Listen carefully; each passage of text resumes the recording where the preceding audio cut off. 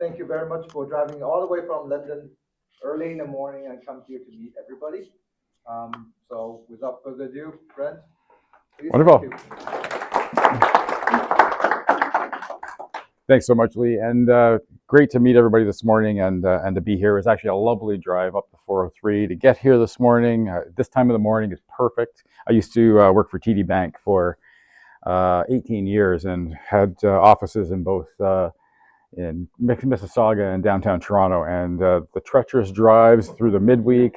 I am glad to be done with that. I'm a 15-minute drive now to our beautiful campus in London, and I'm loving that. So this is our Middlesex College building at Western University in London, Ontario, and I've had questions about that because people like this photo on the welcome screen when they come in here, so I wanted to just state that. So yes, I'm the Chief Information Security Officer for Western University in London.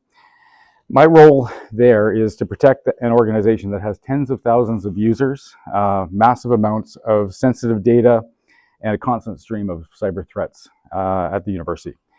What I want to talk to you today isn't about the university and what I do there to protect them, but it's about you and protecting yourselves and the cyber threats that are affecting all of Canadians today and what we can do about that. The same techniques that are used to target large organizations are now being used very effectively against individuals. In fact, individuals are now often easier targets. Today's session is about understanding how cyber criminals actually operate, how people are losing money every day, and how, more importantly, what you can do to protect yourself, your family, and your investments. So let me start with a simple question. How many of you know somebody who's been affected by a cyber scam?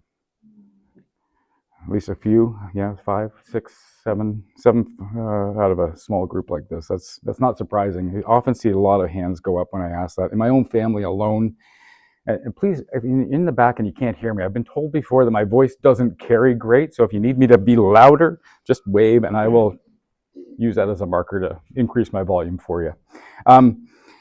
In my own family, I've seen a Facebook account take over, someone fall victim to a financial scam, and someone click a phishing email that compromised their account. These things happen every day. They're not rare.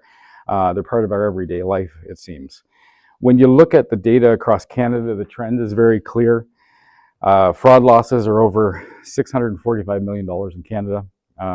Ransomware is increasing, and about 70% of Canadians have experienced some form of cyber threat.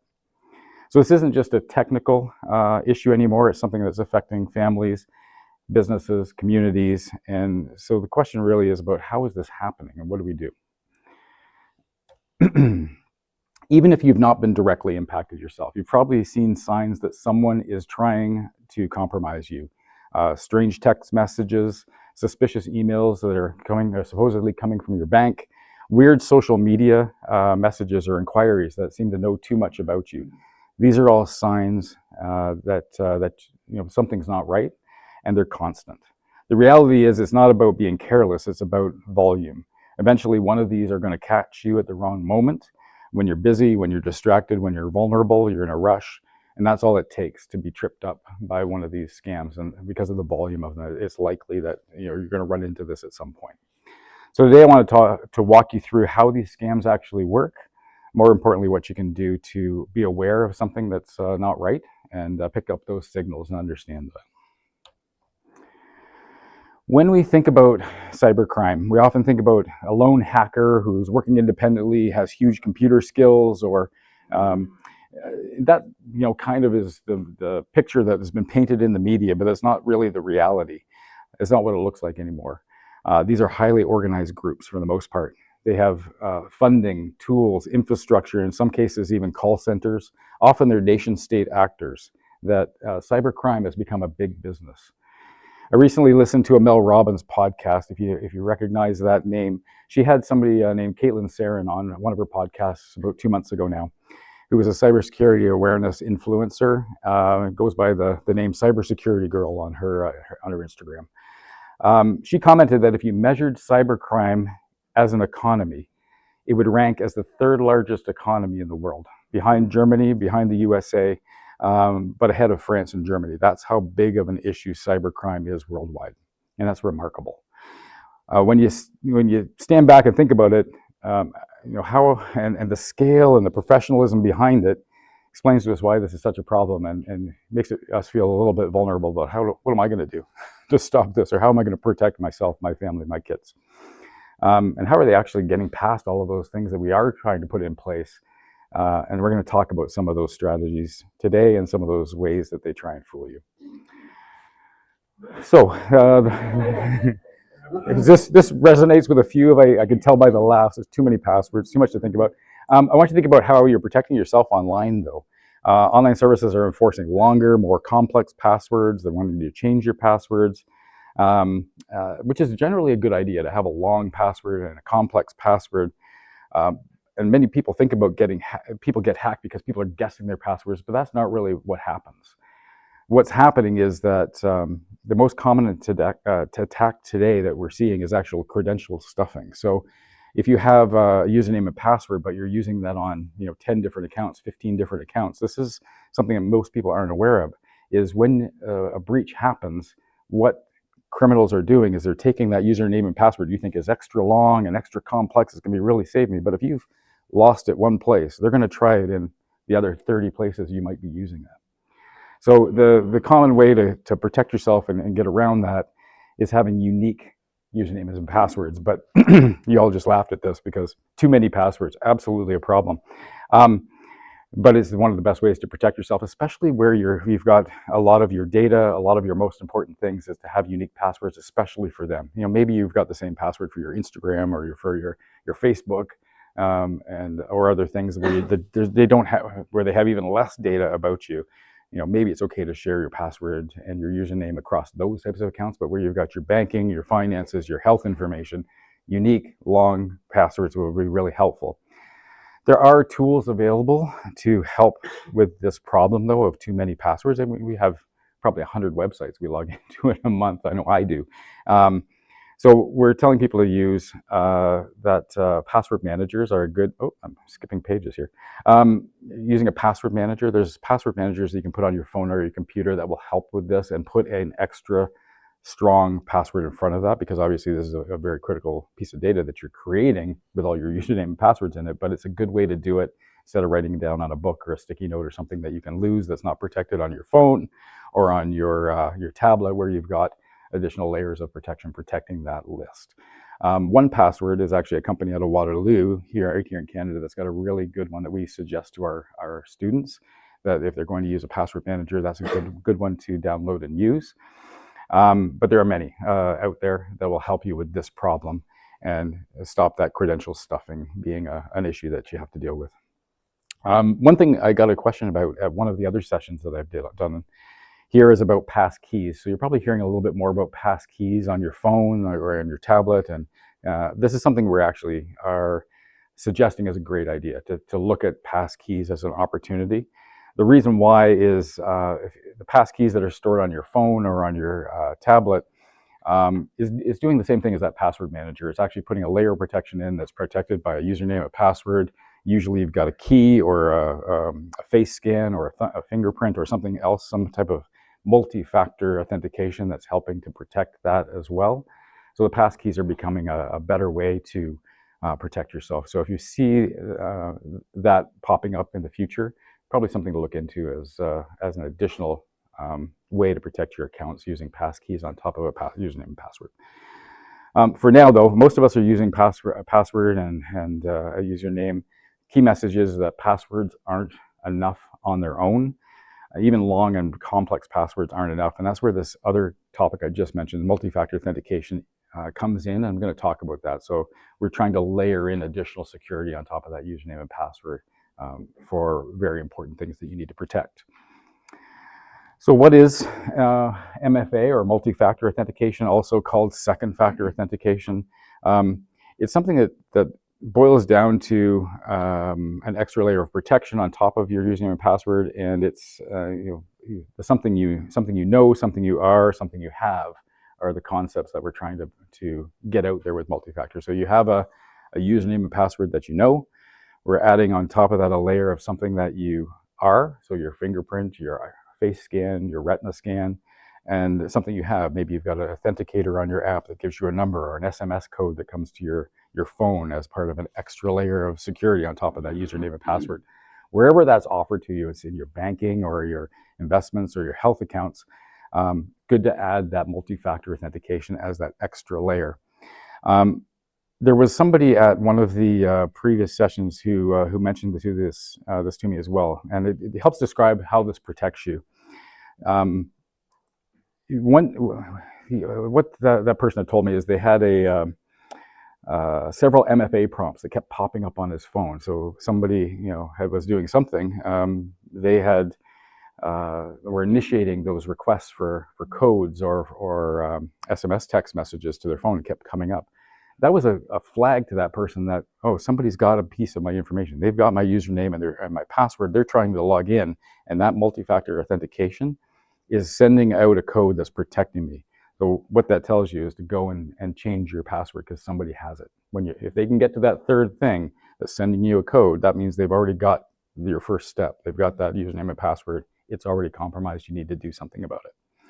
So that's exactly what they did. Immediately after they did that, those prompts stopped coming. That multi-factor did its job, and that's what we want to see people, do and use in order to protect their accounts that hold the most critical data.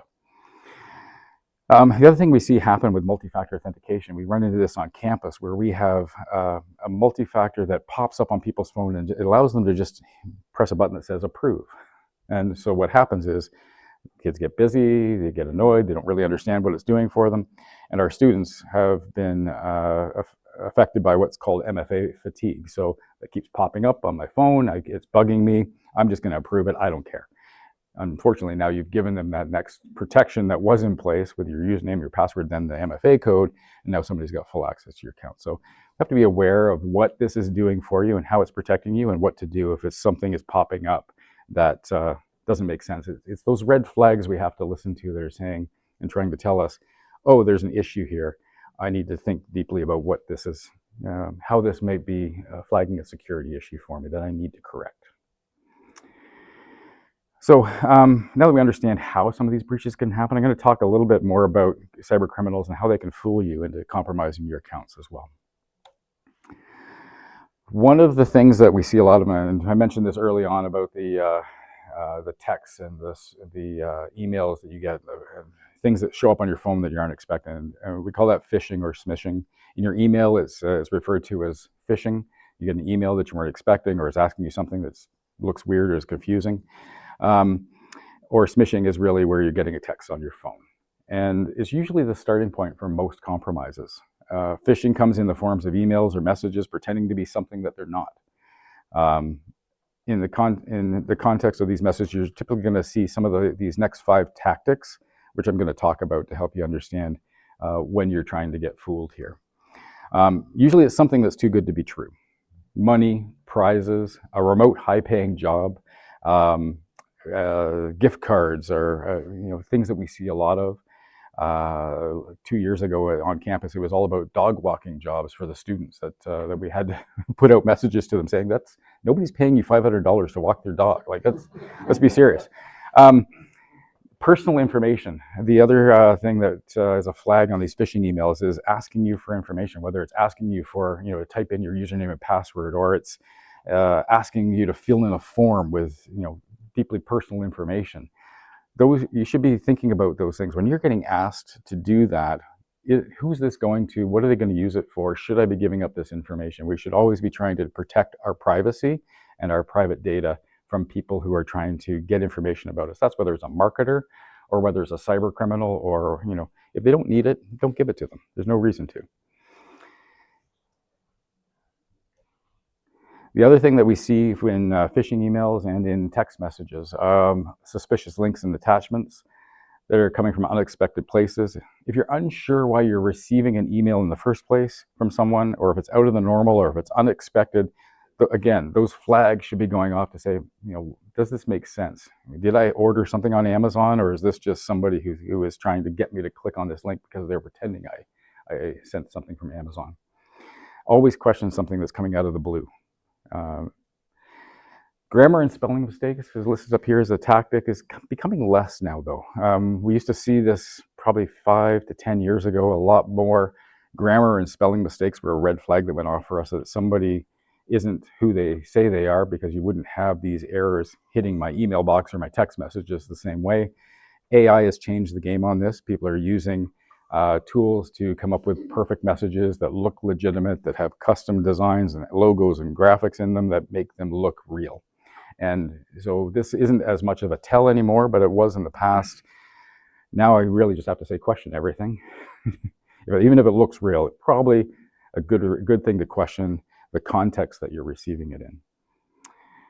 And the last of those 5 items, really, urgent action is always part of this, because they try to get you to not think and to act in a knee-jerk kind of way. They'll be telling you things like your account will be locked. You will lose access to your banking. It's a time-limited offer. It's always too good to be true, and it's time-limited. If you don't act now, you're going to miss out, and all your friends will get this, and you won't. Or you'll pay a huge fine and be arrested. I told this story before, which was bizarre to me, but my son, he was in his early 20s at the time, off at university, and he's standing outside waiting to go in for an exam, and he got a phone call from somebody claiming to be the CRA. He hadn't paid his taxes yet, or actually they said they were from the RCMP. He hadn't paid his taxes, and they were going to come arrest him if he didn't send them the $500 that he owed. So thankfully, him and I had had conversations about this in the past, and he hung up and called me and said, "Dad, I just got a call from the RCMP. My taxes are owing. They're going to arrest me." I said, "Okay, hold on a sec. First of all, I do your taxes. They're looked after. Second of all, the RCMP does not collect for CRA your taxes, and they're not going to come and arrest you." But it was odd. They caught him at a vulnerable time, a vulnerable place, and he wasn't asking those questions himself of, does this make sense to me? Is this real? And we're seeing more and more of that. I got the same call. I called Lee. Good job, Lee. It happens though. These things are real, and they're out there, and we're seeing them every day. So I'm not surprised by that.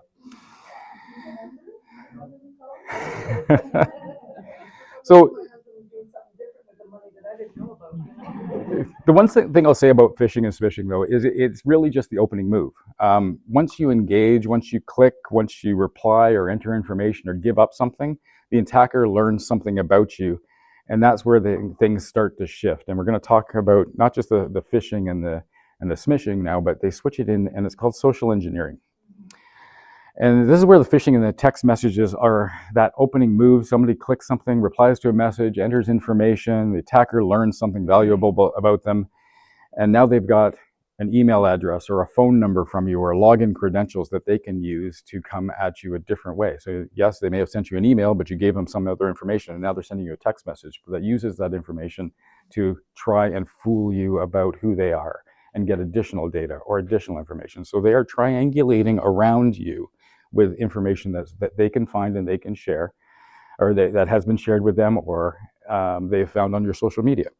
They've gone to your Facebook. They know who your kids are. They know who your family are. They've pulled together information. The more you gave them information, the more they're able to correlate that and use it in a social engineering way to further manipulate you. So social engineering is all about that. Attackers stop trying to just break the technology and start trying to manipulate people. Instead of hacking a system, they convince someone to give them access to more data, more information, maybe even their financial and their accounts. So the key idea today around this is really, it's less about hacking systems. It's really about manipulating people and fooling them into doing things that they wouldn't normally do, especially when you're vulnerable.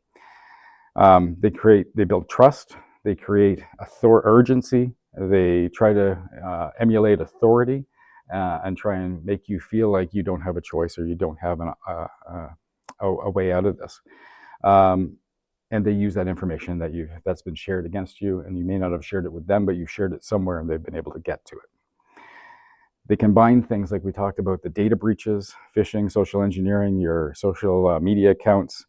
The phishing gets your attention. The social engineering builds credibility and trust, and eventually someone is convinced to approve access or send money or do something that they wouldn't have thought that they were capable of. So a little bit more on social engineering. This is, where we've had some of this messaging. You've probably seen this in social media, not to share in your social media very much, whether you're traveling on vacation, whether you're away from your house, not to share pictures and things like that. People are getting a little bit more savvy about this, but it's still worth talking about. There used to be a lot of these things where it would ask you, what's your mother's maiden name, or what's your pet's name, or what's your gathering information, or asking you to publish more information out on your social media. And I would just encourage you not to do that as much as possible, or limit who can see it. Limit things to just the friends and people you trust. Don't put things publicly out there that can be collected by people that you don't trust. The more that they can gather about you, and then the reason behind this, the more they can gather about you, the more convincing they can make an attack become. And this is where things start to feel very real. And it's hard to differentiate between what's valid and what's not when somebody has all that data, because you don't understand where they got it from. This last one I put up here as an example was something I didn't expect, but one of my communications interns at work called this one out. She saw online, somebody asked, how bad is your driver's license photo? Post it here. And people actually did.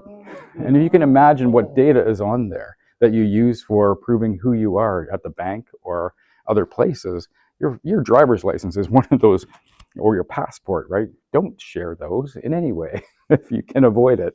I would say not even to family members. You can't trust all your family members either. But things like nobody pointing fingers here. But yeah, it can be really sharing data, your photo, your birth date, your driver's license number. All of those things are used other ways for government services and things that you don't want to, have those shared out there in any way. But this is a real life example that floored me. If you look back 10 years, 15 years at cybersecurity, things have changed. A lot of the scams that we were seeing about, you might still remember things like the Nigerian prince scam. That email would come out, someone claiming that they've got millions of dollars tied up in a foreign account and they want to, they need your help to move it, and we'll share some money with you if you will help us do that and share that. There was things like the win a free iPad and you just have to pay the shipping to me. Oh, there's no iPad coming, folks. You are just paying for nothing.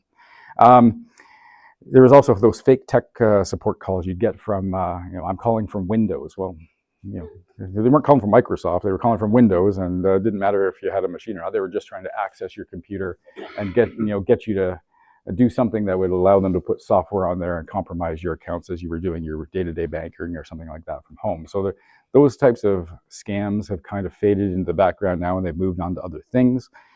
And the CRA scam I mentioned earlier. Most of these were fairly crude, poor spelling, strange requests, easy to recognize today. And so things have changed. Let's talk about how they're changing. And things like AI, definitely upping the game of what the tools that our cyber criminals are using. I'm going to show you some examples in that a little bit. I won't go through everything that's listed here. I want to highlight a few things in particular. The AI-powered impersonations. We're seeing a lot of that, and if I've got time, I'm going to show you a couple of things I did within 15 minutes on my own computer at work this week. Attackers can mimic voices. They can imitate your writing style. They are inserting themselves into financial transactions through business email compromises in large companies. Increasingly, they are targeting identity systems and bypassing multi-factor authentication on people. I'll give you a real-world example that we had come up this term from a student. One of our students, our staff members, brought one of their friends in to see us in the security team. His friend was very embarrassed and shaken by this, and someone had taken photos from his social media account and used AI to generate fake explicit images of that individual. The attacker then contacted him and threatened to send those images out to everyone on his Instagram unless he sent $100. The student, I'm glad you're groaning, because he panicked. 20-year-old kid away from home. He panicked, he paid, and the attacker immediately came back within the next hour and asked him for another $300. Out of fear and embarrassment, he paid again. But the second time, this gets better, he sent a screenshot from his banking app of his balance to show, look, I've got no more money. I can't send you anything else. But these people have no morals. The person he contacted said, I see that you've got a credit card. Take a cash advance off your credit card and send me that. And that's when he finally said, enough, I'm done. I don't care what you do. But funny enough, when he said that, when he said, I'm done, when I'm finished, I'm not, don't bother contacting me anymore, I'm not going to do this. The attacker basically gave up and went on to find other people who would be a victim, right? So he didn't send the images after all? No, he didn't do anything. He got money, and moved on to the next victim he could find. So, and I think that is what we're trying to encourage here as behavior, is engaging not engaging is what you need to do, first off. The point that you engage, you're already on the hook. Somebody's already got you hooked into something as soon as you reply. So even those voicemails and text mails that you receive, don't click on them, don't respond, don't pick up your phone. You have to pick up your phone sometimes, but I often don't even pick up phone calls. I figure, you know what, somebody's going to leave me a message if it's important. They're going to contact me another way. They're going to call back a second time. You're never going to get me on the first ring, I tell you that. And my kids are the same. I can't contact them that way either, because they're also trained to protect themselves a little bit. But it's sad, but a truth that those text messages and calls, if you respond, you could be starting down the path of being a victim on something, and so you have to be cautious. Can these things be traced? Or is there something that the public can do about this? Unfortunately, not really, because the volume. There isn't the policing and the support available to do much in order to protect you. The police are overwhelmed by these things, and so are the telecos and others. The best thing you can do is probably block them on your phone. Block the phone number, block the text message. What they say sometimes, the phone number that comes up on your caller ID isn't necessarily the phone number that they're Oh, calling. absolutely not. Yeah, I wouldn't trust the number that's on there can be faked so easily that, yeah. How effective is blocking? I mean, a lot of the times they're using tools and techniques that will just change the number to get through to you the next time. If they find that they're being blocked, they'll change the number to something you're not blocking, right? So it's a little bit effective. It'll block that number, but they'll keep trying another way. Yeah, unfortunately. Keep blocking. I don't know how many I've blocked over time, but there's a lot. The key lesson here is, it isn't really about the technology, though, right? It's about and this student who was fooled. It wasn't about the tech, really. It was really about the urgency, the embarrassment, the isolation, the psychology. That was really what was creating the victim out of what he did and how that person was threatening him.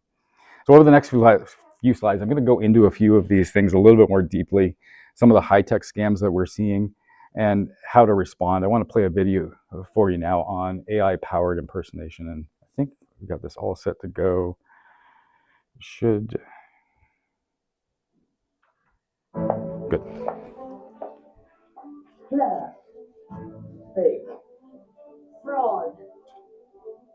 We now go to our reporter on the border to Sweden, where there are reports of Swedish soldiers crossing into Norway. Here I am at the border between Norway and Sweden, and everything is more or less quiet. And yes, we are all AI. Can you believe the tickets are so cheap? No, they're fake, just like we are. Don't worry, Granddad, I'm fine, because I am not real. I am AI. I want to know all about you. What was the name of your first pet? What was your mother's maiden name? Maybe I know your family. Where were you born? Please donate to help us, but know that we are not real. We are AI. You might spot that this is fake now, but AI is getting better and better. Yes, I know you loved me and that you gave me money for the plane ticket. But I'm not real, I'm AI. If you cannot trust what you see and hear, what can you then trust? I I don't know if I actually exist. Maybe I am just AI.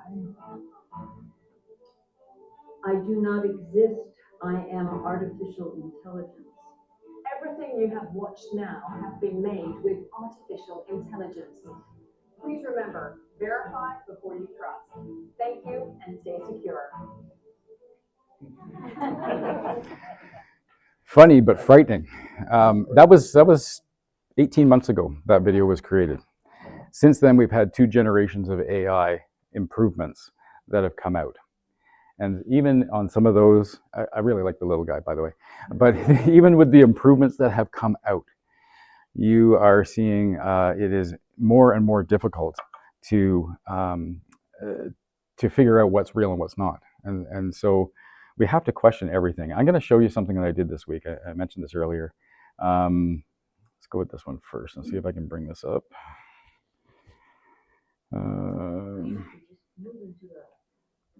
Cave somewhere. I mean, It's not a real cave, but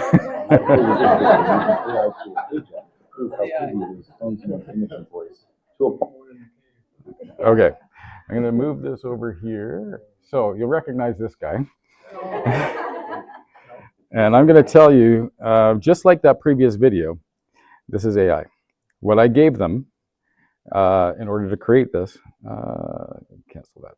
What I gave them in order to create this was one picture of myself and 20 seconds of audio. I did not speak these words. I was not there. I don't own that coat. This is all artificial intelligence. I wish I had that coat, actually. I've created this video using AI tool HeyGen to prove how easy it is to clone someone's image and voice to a point that what's real and what isn't decipherable. While this may look like me and sound like me, I assure you this is an AI clone. See, here is a video of me speaking to you from the slopes in Banff before shredding the gnar. Now, if that doesn't scare you, it should. This was literally created in 15 minutes using a web-based AI tool. Wow. Crazy. That's scary. Does it sound like me? Yeah. Even the breathing out. Yep. Yeah. Oh, yeah. The breath as you're on the slopes there. I'll show you another one. And let me just see if I can find my screens again. There we go. I've created this video using AI tool HeyGen to prove how easy it is to clone someone's likeness and voice. This is not my kitchen or my house. I don't even own an orange button down that looks like this. And the hair, I haven't been able to comb my hair since the early 90s, but this guy looks great, doesn't he? This is all AI, even the voice, and it took about 15 minutes to create it. Yeah, so that was done last week on a application called HeyGen that everybody has able. I didn't pay for that. I signed in, logged in, and spent. It's a free app that does that. Nope, I don't want to play them. I didn't mean to play them again. But yeah, the tools are out there. They're great, and it only takes a few seconds of audio in order to clone your voice. So that's another thing that I've been told. Like, if you do it. There we go. Okay. She keeps on coming up, and I don't know how to stop her. Yeah, and we're going to talk about that one in a second because 3 seconds of audio is all it takes in order for them to clone your voice like I did for myself there for that part of the presentation. We'll come back to the impersonalization scams that are out there. You know, there was a lot reported in the media last year at this time. I want to talk about this though as well, and this is how AI is being used. And as I said before, you know, they're using new tools to get better at using old compromises. So, remote romance and relationship scams and investment scams have been around for a long time. Now they're using new tools in order to make them that more effective and that more, build trust with people who give up their money. These are taken right out of the headlines. The Tinder Army Colonel was something that was reported in the New York Times back in November 2024. In the UK, a woman in her 60s met someone on Tinder who introduced himself as a 61-year-old US Army Colonel named Mike. He sent video messages in his military uniform, which looked completely real. What she didn't know was that all of the videos were AI generated that he sent her.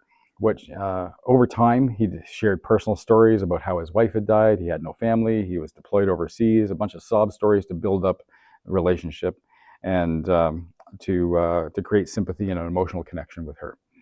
After building up that relationship for a while, he eventually asked for financial help. And by the time she realized it was a scam, she'd sent over $20,000 to him, money from a life insurance payout that she had received.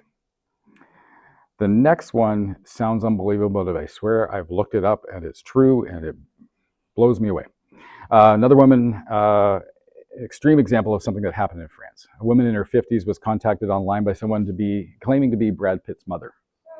Shortly after, she began commuting directly with someone who was posing as Brad Pitt himself. He sent poems, declarations of love, even video messages generated with AI. And over time, the scam evolved into a series of crises where, he needed help from her. I can't imagine what Brad Pitt needed, but it was believable enough to her. And it was things like custom fees for gifts he was sending her that she needed to pay, medical treatment and other emergencies that he was running into. By the end of the scam, she had transferred over 830,000 euros, nearly her entire divorce settlement, to somebody who was claiming to be Brad Pitt. And these are right from the headlines, validated stories. But these are just the ones that hit the headlines. These things happen on a daily basis to victims around the world, and you have to be aware. You have to find ways to validate and verify who you're dealing with in all of these cases, especially when it's remote, especially when it's not somebody who's close enough that you can actually validate who they are. You said that was $800,000 of a divorce settlement? Euros, yeah. Did they not go back and check the other side of the divorce settlement? Yeah, that'd be my first place to go. That's what I would have thought. That's a good point, actually. These things, though, these relationship scams, they aren't about the money at first. They don't come after the money the first day that they meet you. So they take time. They build trust, looking for that bigger payout down the line, right? Yeah, you can probably get a few $100s out of somebody in a day, but they look for that big payout and they try and build that relationship and build it over time so that they can get to money that they find is there, especially for somebody who's vulnerable, somebody who is desperate or is feeling alone, right? So we have to think about those people in our families and our connections who may be vulnerable to these things and make sure they're well protected. Okay, I'm going to go back here to talk about that grandparent scam we were talking about a minute ago, and Jessica mentioned this as well. That the phone calls you get that are impersonating you, and this let me play it first, and then we'll come back and talk about it. Hello? Hi, Mom. It's me and Katie, and I'm in trouble. My car broke down, and I need to get it towed off the highway, but this guy wants me to pay him now before he moves it. But I left my wallet at home. Can you please give me your credit card number as soon as possible? Hey, Katie, if this really is you and you're really in trouble, before I give you my credit card number, what is our family's secret code name? What? And that is exactly why having a family secret code is so important. AI voice cloning scams only need 3 seconds of your voice to clone it. The average amount of money that a person loses to these voice cloning scams is between $500 and $3,000. Don't let it be you. Yeah, so different than the romance scams, these are those quick hits that they're trying to get you on an urgent thing. It's happened right now. Send a few $100s and help out a family member.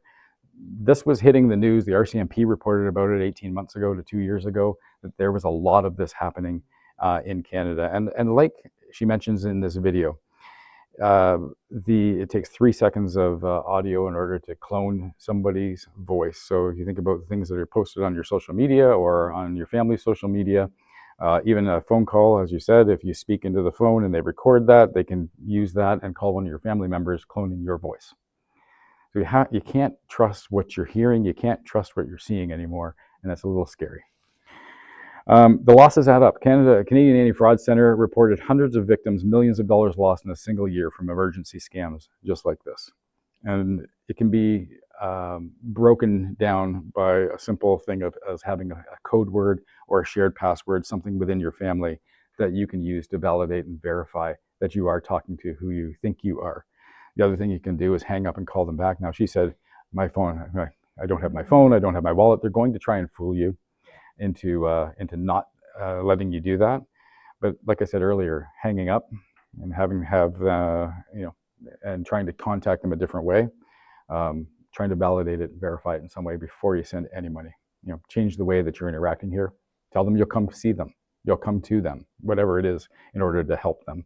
But don't send something blindly out to solve this problem, because it's probably fake. We already did that. Yes? To say on the other side of that, I had a while back, and it was legit. It was through TD, and they took an impression of my voice, so whenever I called in, Yes. it would be authenticated. So, and this was true, and I've used it a few times, but now that can be scanned AI and whatever, and they could do something. Is that not a problem with, I mean, say, the banks? we do have to trust some people, and I would say our banks are one of the ones that have our interests. Well, I wouldn't say, maybe that's going too far to say they have our interests at heart, but we have to trust some things, and I think your bank. But still, somebody else could clone. Well, they would have to get access to the bank systems in order to do that, and when you call in, it's hearing you, but it's not playing your voice back out, right?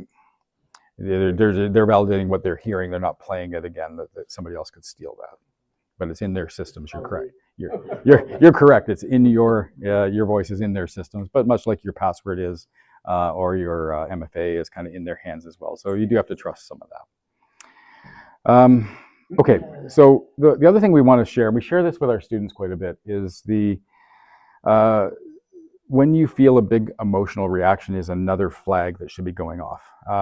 Fear, panic, urgency, excitement. When you get one of these calls or texts or something is happening, is to pause and take a few seconds in order to think about what's happening and to override that that feeling that you need to respond and do something. We're all trying to help everybody, right? It's in our DNA. We want to be helpful people, and we want to be generous people.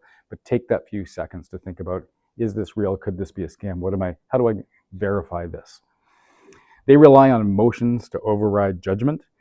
If something like this happens, you can hang up. In the banking example, if they called you, hang up and call them back. The number on the back of your card, and don't trust a number somebody gave to you. Go to your bank card, look at the number on the back and call that number in order to get back in touch with them, instead of trusting a number somebody sent to you or an email address somebody sent to you. Their biggest advantage is always about speed and emotion. Your best defense is always about pausing and verifying. I'm going to talk a little bit about some other things that have happened in the news. You may have heard of some of these things that have happened. While we're talking about personal cyber threats, criminals don't discriminate. They target large organizations and public institutions the same way they target us. When those organizations are breached, the data that they expose is often our data. So we're connected in this. And that data belongs to individuals like you and me. You may recall some of these headlines that have been widely publicized. The Canadian Investment Regulatory Organization, or CIRO, recently reported 750,000 Canadian investors may have had personal information compromised in a data breach. And some of you may have been personally affected by this and contacted by them. Information that was lost was social insurance numbers, investment account numbers, and phone numbers that they could use again to compromise you or call you or try and use that data against you by correlating with other information. That breach itself started with a phishing attack, like we talked about. That's how that one, happened inside a business. They got phished. What we've also seen is ransomware attacks that are closer to home. In 2023, there were 5 hospitals in southwestern Ontario hit by ransomware, affected 300,000 patients, and caused a major operational disruption for weeks within those hospitals. Toronto Public Library experienced a ransomware attack that affected a large number of their clients. And the 2024, the city of Hamilton suffered a cyber attack that affected nearly 80% of the city's systems, from property tax to transit planning. A lot of things were upset by that. And the city later reported that they were denied a $5 million insurance payout from their cyber insurer because they had improperly configured MFA in their systems. So all of the same tools that we're talking about that I'm suggesting we use, big corporations are also failing at this and getting compromised by cyber criminals. And it may feel a little bit like, giving up on this, but we have to be aware of what those tools are, how we're using them in order to protect ourselves. But the other thing I wanted to mention, I didn't get a chance to add it to the slide here, but last week there was another thing the Toronto Police reported out on an SMS blaster that was discovered in Toronto. For the first time, they've seen one of these in Canada. An SMS blaster is basically where those smishing attacks come from. They are using it to pretend that they're a cell phone tower, so that everybody's cell phone is connecting to the device that was in somebody's trunk. And then they're able to send text messages out to you. And so the criminals have big access to, big tools and toys that they can use in order to go after and attack us. And our police and our RCMP are all trying to get in front of these things, but they keep coming at us from all sorts of major threat actors, criminal gangs, and other things that they're competing for compromising us and our companies that we work with. The police advice that they gave out, and this was quoted in the, I think it was Globe and Mail. If you receive a text message you weren't expecting, out of the back end of this, do not click on any links. Be cautious of messages claiming to be from legitimate organizations requesting payment. Only access your banking through official apps by typing the website directly into your browser, not clicking on a link. Never share your personal or log information through unsolicited messages. And if you believe you're a victim of fraud, I encourage you to report it to the police. So straight out of the newspaper, they're telling you a lot of the same things that I'm mentioning here this morning. These are large-scale institutional incidents that make the news, but the same tactics are used against major organizations are also used against us. And we have to be aware of what these things are all about. What's that? Amazon. Oh, yeah, constantly getting texts from Amazon about packages that I'm pretty sure I didn't order. So I want to give you some principles to think about, and I mentioned some of these. When you step back from all of these examples we've talked about, phishing, social engineering, AI scams, they all can feel a little different, but they all rely on the same type of patterns. And that's actually the good news, because it means you don't have to memorize 20 different scams. You can really just think about these in simple ways. First of all, slow down when something feels urgent and think about what's happening. Almost every scam we've seen relies on urgency. If something feels rushed, it's your first warning signal. Second, verify before you trust. Don't rely on what you see in a message. If it matters, verify it through a trusted channel. Third, be mindful of what you share. Information is currency. And for these attacks, the more that's available, the easier it is to build out a convincing scam against you. And fourth is the balance between convenience and risk. The easiest option always isn't always the safest, whether it's free software, public Wi-Fi, or reusing a password. If you really want to keep something safe, take the effort to protect it appropriately, especially when it's your personal data, your financial data, things that you care about.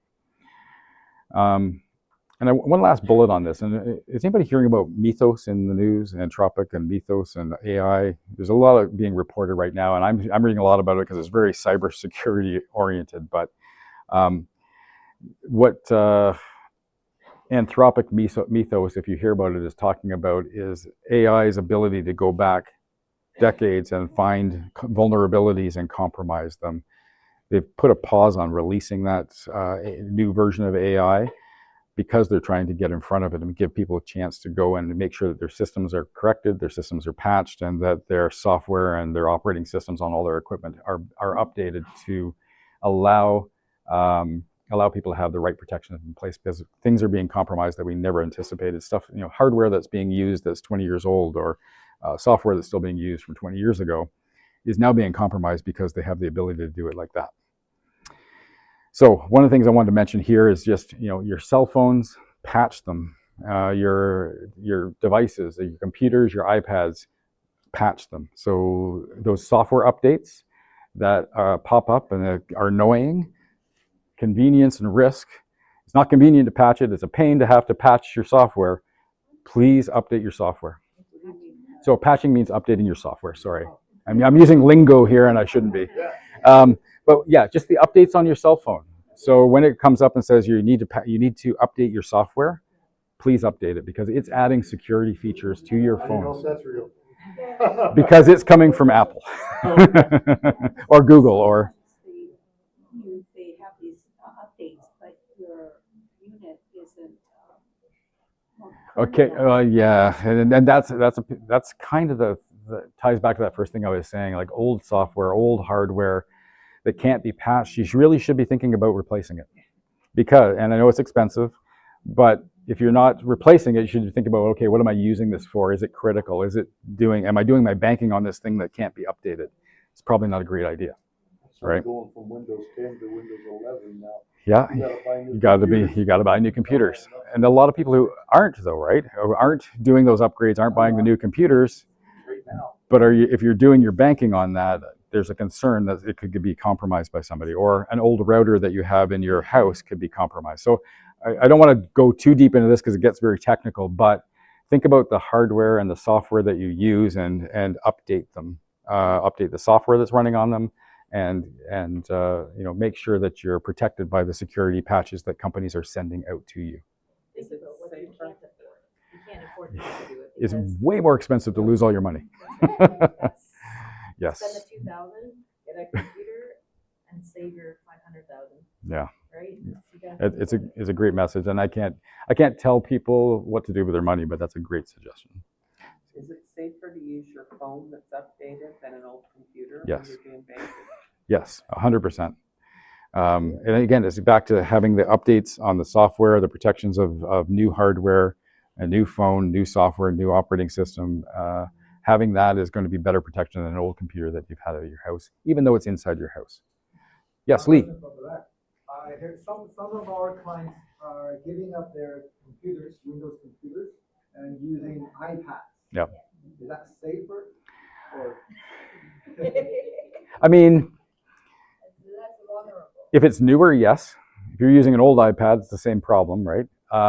There has been there's been a myth out there that Mac doesn't get compromised and Windows does, and it's not accurate, not true. Now, both companies are really good at protecting their latest version of their software and their hardware, and I would say they have an interest in doing that for their customers. So I don't think one's better than the other necessarily, but a new iPad that's getting, with the updates turned on, so it's getting all the updates when they come out, that's a pretty safe thing to use.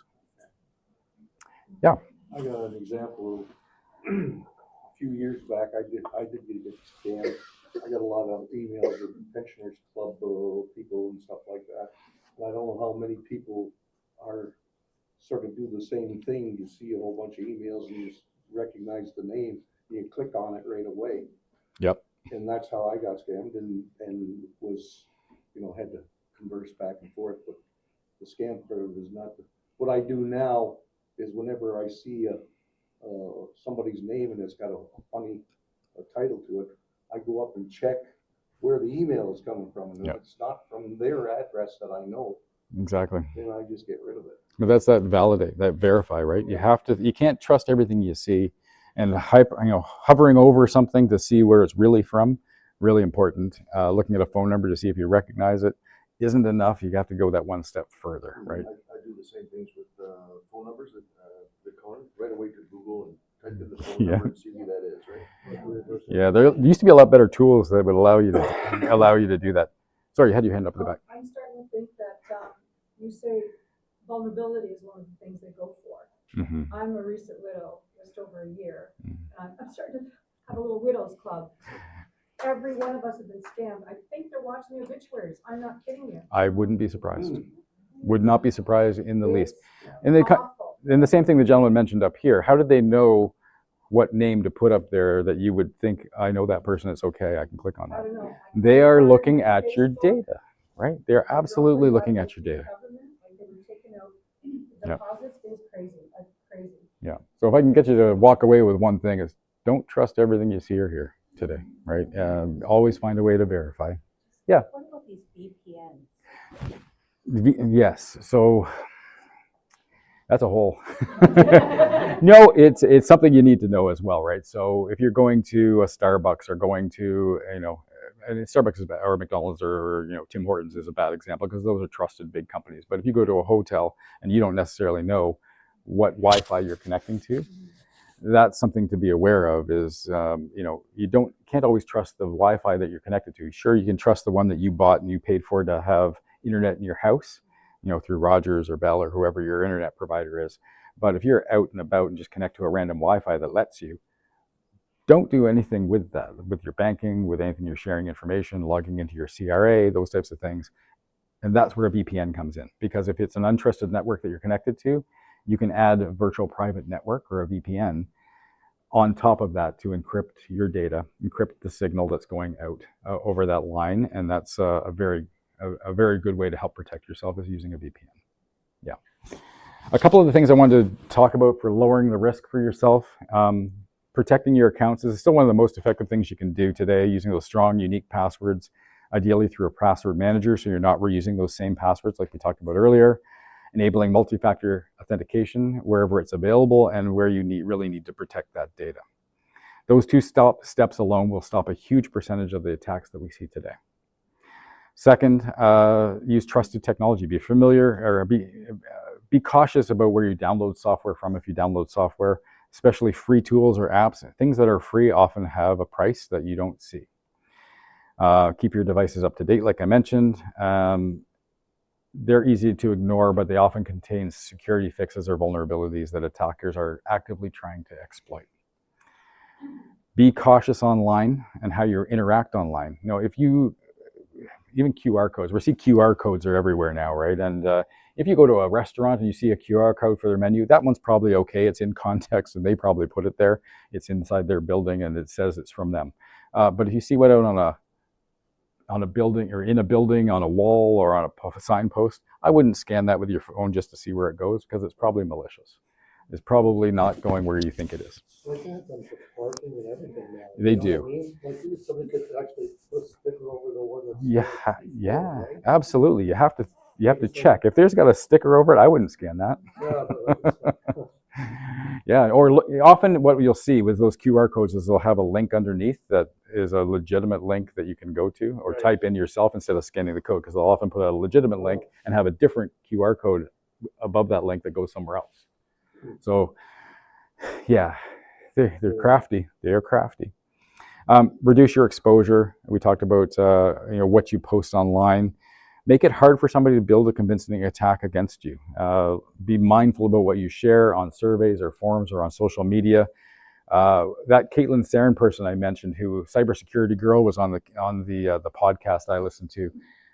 She actually went as far as saying, "I don't give out my real information unless they need it." So if somebody is asking me for my information at a store and they don't need it, I'll just give them fake information. If somebody is, of course, if they're sending something to your house, you have to give them your real address. Or you'll never get what you ordered. But if you don't have to give them a legitimate information and you don't think they need it, don't give it to them, even if they tell you have to, in order to get a discount or something, right? Give them fake information. So sometimes you buy from Amazon, you can choose to deliver to your house or pick in a pickup location. Yeah. Is the pickup location safer so the address is not on the label? I mean, it's inconvenient, and you would go back to that previous principle. Things that are high risk versus convenience. They may not be convenient, but if you truly want to protect your location and who you are, you don't trust who you're sharing that information with. Amazon themselves, if that information is going to Amazon, but if it's going to the seller that you don't know, yeah, maybe send it to a package pickup depot instead if you really want to protect yourself. Yeah, and I would say the same thing about buying off of any marketplace where you're unsure of the person who is selling it to you. I wouldn't want to give them any information to, and maybe a pickup place is a better place to go. Combining those habits with the previous principles we talked about are going to significantly reduce your risk and make you a much harder target. And that's some of the things I wanted you to take away today. If you are a victim of cybercrime, I can't stress this enough, but you're blameless. You are a victim. These are criminals. Don't feel ashamed. This is happening more than you know. I had a presentation at the beginning of October from Chris Lyman from the RCMP. And one of the key messages he gave away at that talk was, do not deal with it alone. Don't be too embarrassed to ask for help. He said within 24 to 48 hours, there's an opportunity to freeze transactions, reach out to your bank or your financial institution and freeze things that are happening or reverse them. But time matters. And if you're embarrassed and not willing to talk to people or tell people what's happening, then you're going to lose that opportunity to stop something bad from happening. So don't feel ashamed. Don't feel embarrassed. You are a victim, and act quickly. Call the bank, financial institution, use the number on the back of the card, report the incident, call the local police on their non-emergent line. Credit protection services, the CIRO thing I talked about a minute ago, that with the 750,000 investors whose information was lost, they actually reached out and offered Equifax and TransUnion services to help people protect their identities because some of the data was lost that is about your identity. Take up those services and use them if you are offered them, because they will help save somebody taking over your identity and your account and doing using that data against you in financial transactions as well. You may not be aware, maybe you are, of these services. If you use a mobile app for your banking, often on the bank apps, they allow you to do things like lock your credit card. If you have a credit card that you're not using, my wife and I have one that we don't use that much. We've locked that on our banking app so that nobody can use it. If I lost it, they couldn't use it, or if they compromised my accounts, they couldn't use it because it's locked. Look at your daily limits on your tap, on your bank withdrawals. If you don't need to have a $5,000, monthly or weekly withdrawal limit, reduce it to something you're comfortable with so you can limit your liability. Same with your tap. If you lose your card, how much you're willing to lose if somebody else takes your card and goes to Tim Hortons and buys a whole bunch of coffee, right? Or larger orders. So you can limit those things and limit your exposure, limit your liability, and those are all things that are going to help you stop being a large victim of a cybercrime. I put this in the deck, that I think we're going to share this out, the deck as well, afterward if people want this. So the links will be available to you. Okay, great, thanks, Lee. This website, Have I Been Owned? Probably hard to read, especially at the back here, but I typed in my own email address that I've had for 25 years into this website. Now this website is a well-known cybersecurity researcher named Troy Hunt. He's been around at least 10 to 15 years and is widely trusted by cybersecurity professionals. They aggregate data from all known breaches and allow you to check whether your email address has appeared in one of those breaches. This says 25 data breaches. So my email address that I've had for 25 years, I've gone and I've typed it in there on the site a couple of weeks ago, and it says 25 breaches it's found my email was part of. And I'm able to go back on the subsequent pages and see, okay, who had my data and lost it? Because I haven't heard from all of them. I've heard from a few of them. Under Armour had my, probably from something I did 10 years ago, 15 years ago, and bought something and gave them information to get a discount. They were listed there in a data breach. So it lists what type of data they have lost. So good to know that. I've changed my password with them. This is really what it's trying to tell you is your data's been lost. You should change those passwords on all of these accounts that you have used. The other thing this site allows you to do is you can go in and type a password you might be using, and it will tell you if that password has been found on any data breaches that they're aware of as well. Funny enough, if you go in and type the word password in there, you'd be shocked at how many people use the word password as their password. Please don't do that, especially for anything that matters. Is there a cost for this? No, this is a free service that him and his wife have been offering for years. And I go there often, and I recommend everybody go and check your email. It's called Have I Been Owned? And they spell it with a P instead of an O because they were being funny and crafty when they started this up, and it's an inside joke. But Have I Been Pwned? Yeah, the link is here. It's hard to read. It's Have I Been PWNED, and it'll be on the deck that we send out. Yeah, I know. Yes. Just like I'm a business owner, and I had one incident where I'm a healthcare provider, so I had somebody that said, "Hey, I'm coming to visit in your town. I need 3 appointments for 3 of my employees. We're coming in on this date. Could you please book us in for?" And this was done on my email, so I'm like, "Oh, okay. Well, they're here for a conference in Niagara Lake, right? That's sounds legit. Sounds like it could be possible." All of a sudden, this guy sends me a check. He goes, "I just want to let you know that we." I know where this is going. Yeah. Well, I want to let you know that we're coming. I just want to hold our spot. I said, "Well, I don't take prepayment, right?" I said, "You can pay, once you're here. Then that's when I accept payment." They said, "No, we'd feel better if we just paid you ahead of time." So what happened was, then he said, "Oh, like 2 days before they were coming down. I'm sorry, my father fell ill. I have to cancel all the appointments. We are going to Europe to my father's funeral. Can you please send the money back by e-transfer or something? And I'm like, Yeah. And it was because it takes 2 weeks for a check to clear. Absolutely. I went to the bank and I said, I saw that it was deposited, but it hadn't cleared. So people think it's deposited in your bank account.